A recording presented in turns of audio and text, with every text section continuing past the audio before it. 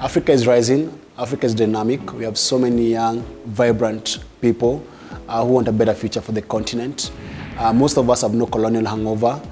We were not colonized. Maybe our grandfathers colonized, maybe my parents were born under the colonial times, but I'm rising up in a different time. We have no mentality that the West is controlling us. So we're independent thinkers.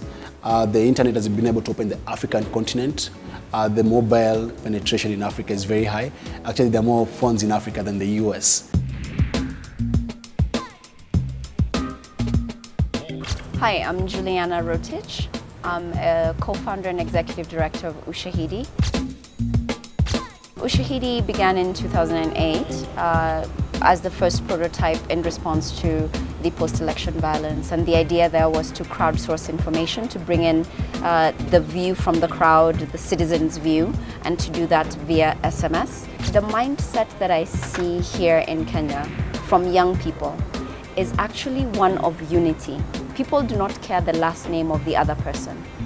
It's about what we can do together. I mean, I don't want to sort of, sugarcoat everything. I think there's going to be a cycle of failure that will bring even stronger and smarter entrepreneurs. But it's a good starting point. I think, like I said before, the tools are in place for success. My name is Lino Carcoforo.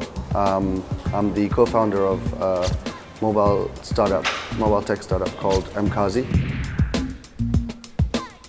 We saw the need to create a solution for the 40% unemployed in Kenya who are mostly working in the informal sector.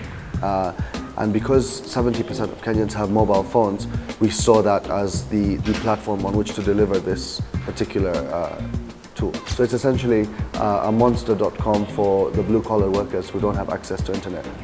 I think you see a lot of the applications and tools being built coming from the middle class. However, you see really innovative ideas coming from the bottom of the pyramid, because I strongly believe that most of the successes that will come out of Kenya will be projects that have addressed core needs in society.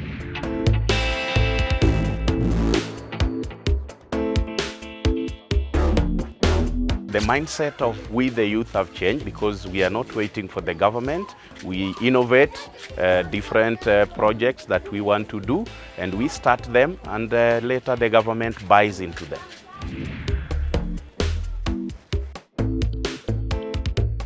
It was a worst slum, one of the worst slums in Nairobi, without water supply, without drainage, without sewer line, and without planned houses. And currently, community have planned their houses. They have sold this idea to the government, and the government have buy into it and allowed for the construction in this community. These are the old houses which have been here for the last 40 years, and now these are the new houses which they have been constructing since the year 2003. And the other houses on this side are still under construction. My name is Eric Fredotieno. I'm a youth leader in a community organization known as the Slum Code Group. We are based in Huruma, and we've been working here for the last 7 years.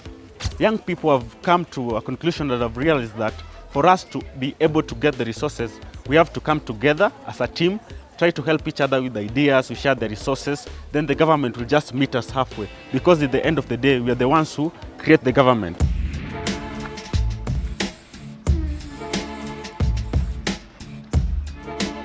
My name is Boniface Mwangi. I'm a photo activist.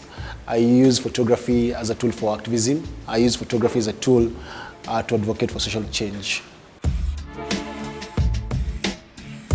So the new generation doesn't want to migrate to the West or Europe to get a better future. The new generation want to actually bring up their kids in Africa and build Africa to be like the West. That's a new mindset, that I don't have to leave my country to live a better life. Our parents grew up under colonial government, some of them, and they had IMF, World Bank telling them what to do. Right now, we want to tell ourselves what we can do for our own country. My name is Jerry, and I'm a multimedia designer. There's a lot going on right now in the creative world, especially in Kenya, the way I see it. And it's basically right now people are able to make money from this creativity. And we're not waiting around for anyone to help us. My name is Winnery Kahio, and I'm a filmmaker. I live in Kenya. And most recently, I made a film called Pumzi. Pumzi means breath. It was a science fiction short film. I think the aggression or the angst or the anxiety that comes from our generation of artists and filmmakers and musicians comes from the fact that for a long time it was dictated to us what we should be, how we should be seen, what images we should be portraying. If I have a film, I should be depicting women who are carrying pots on their heads. So I think we're finally coming out and saying, no, we want to be able to define what we are. I'm very confident that the new generation think differently in the manner in which they will then implement some of these policies. You know, when you give somebody old something that is new and yet is so used to doing it the old way, you're basically doing nothing. And so I think it all starts with the mind. We as a new generation think differently. And so we are not just going to play the same music that they've played before. My name is David Kinja.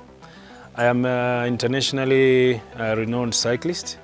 This is the Safari Simbas. We specialize in coaching young guys into cycling and coaching them into bicycle mechanics and bicycle safaris and stuff like that. They are all competitive cyclists and they have dreams to be champions.